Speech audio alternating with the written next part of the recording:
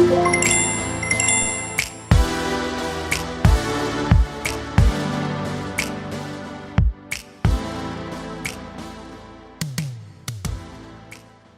up, everybody? Welcome back to my channel for another video. And of course, I'm joining the fray with my own thoughts on Ayesha Curry's latest shameful appearance on the infamous Call Her Daddy podcast, where yet again, she shoves her husband, NBA player Steph Curry's character, into the meat grinder, insinuating that he ignores her disquieting thoughts on what her life would have been if she didn't miss the struggle bus of being an independent boss lady climbing the ladder of success on her own terms. Now, Ayesha over the years have come across to me as a one-trick pony, using the humiliation of her husband as a sacrificial icebreaker because she feels insecure around more cultured women or something. And another thing I've noticed about her is that she seems to be suffering from a terrible case of imposter syndrome, coming across as jealousy and soft resentment towards Steph, as well as a duplicitous persona where she gets to play both sides of the coin, giving one impression that there's traces of marital discord between her and Steph for attention and to get our imagination going, yet she acts like a fiercely happy and content wife and mother in the public when she's out and about with the family taking photo ops. And without further ado, let's go ahead and watch her put another notch in her belt of shame, making Steph look weak as a husband who cannot stop her madness. Let's go ahead and roll the clip. 4 kids. Did you always knew you wanted a big family? No. So, I didn't want kids. I didn't want to get married. I thought I was going to be career girl and that's it. And I had my eyes set on my goals. And I was never the little girl that like dreamt about the wedding dress and all of that. And then it happened so early in my life. So it's like, it's one of those things like you don't know what you actually don't know what you want. Did you feel like in moving with him, did you feel like you had to pick between your career and your relationship at that point? Yes. To an extent. That was never presented in front of me that way. It just kind of had to be that way. And because after we got married, we found out we were pregnant with our daughters so quickly, I didn't even have time to think about what I wanted anymore. It's so interesting. I spent my entire life like trying to work towards something and then it kind of just disappeared and I didn't think twice about it. But after my daughter turned 1, I remember there being a shift and being like, I have goals for myself. Like, this doesn't feel right. I love being a mom, but I love doing other things too. And I need to get my shit together and figure out what that looks like for myself now. But like women can experience this like mom guilt of like, if I have a career and I'm not home, like did you experience that? I still experience that. I still experience that. I'm always in therapy talking this. But what I realized is like, if you lose,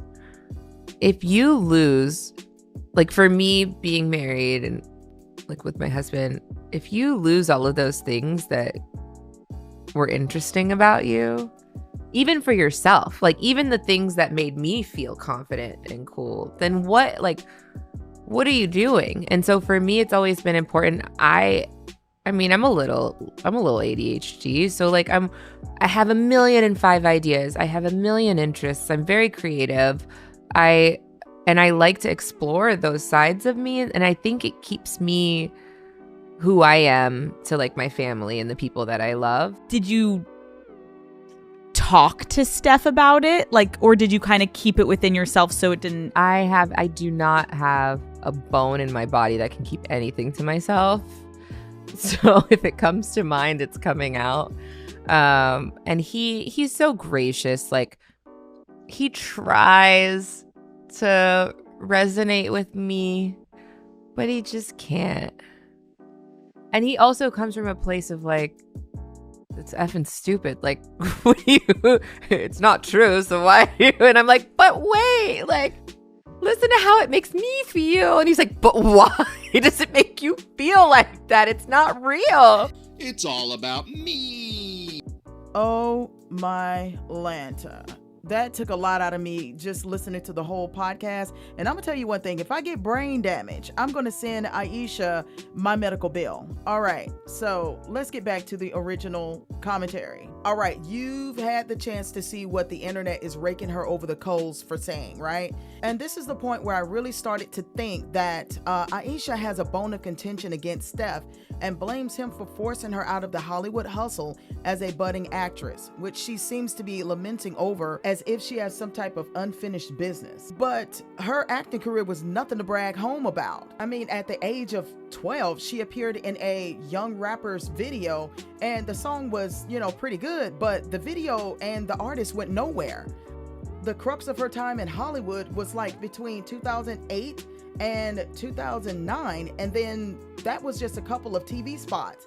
Her career was going nowhere. Getting married to Steph is her biggest role. So that's the reason why I am so aggravated with this woman. She is not missing out on anything. Steph did her a favor and rescued her from the casting couch, but she doesn't see it like that. And I'm sure she had big dreams of carving out a successful career for herself, grinding it out like many pretty face hopefuls in the acting biz, hopping from one audition to the next and mixing it up with other actors, directors, and studio executives that, quite frankly, at the end of the day, exploit these women to get these coveted roles. Ayesha's imposter syndrome is manifesting from a very distorted place, having her feeling the need to act out and compete with her own husband because she didn't have as much of success as he did.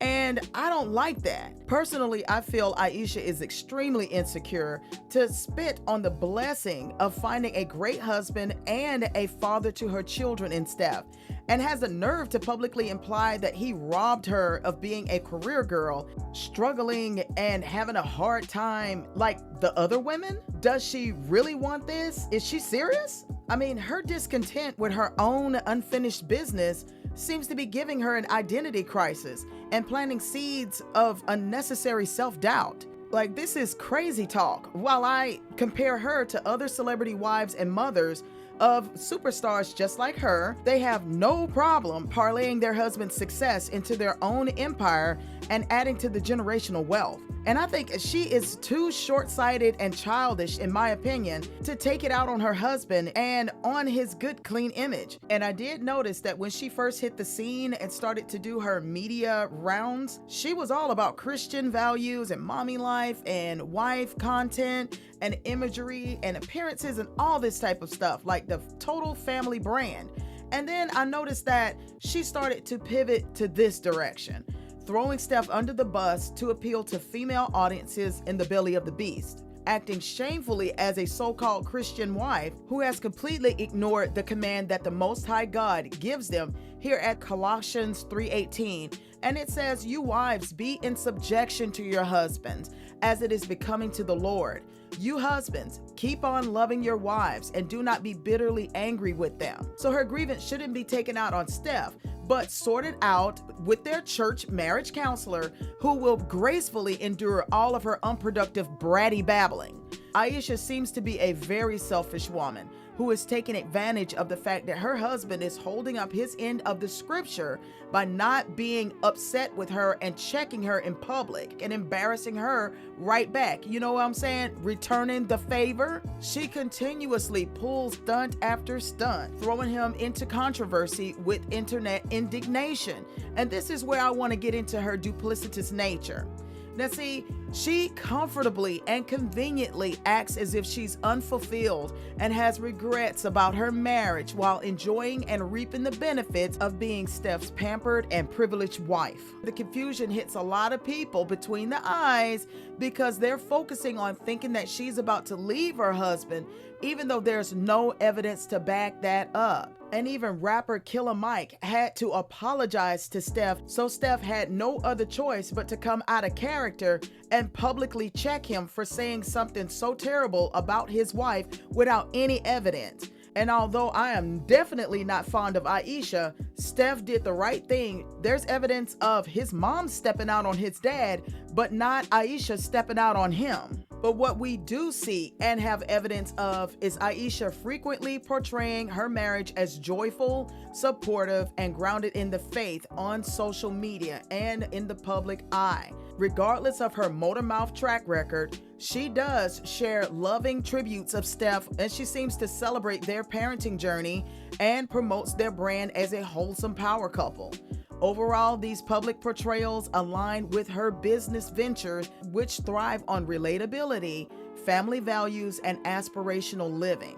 This is nothing but her attempt to rebrand herself, as a lot of other celebrities have done successfully, and is nothing new. Her appearance on the Call Her Daddy podcast is her feeble attempt to try to cross over for new social media followers and customers for her expensive cookware and skincare brand, while satisfying her need to complain about Steph and get the much needed attention she feels she has to have at his expense. And I'll tell you this, Ayesha is no fool. She knows where her bread is being buttered. She talks slick about Steph and gets away with it because she knows that he is not worried about that. He will always defend her, and she has nothing to worry about.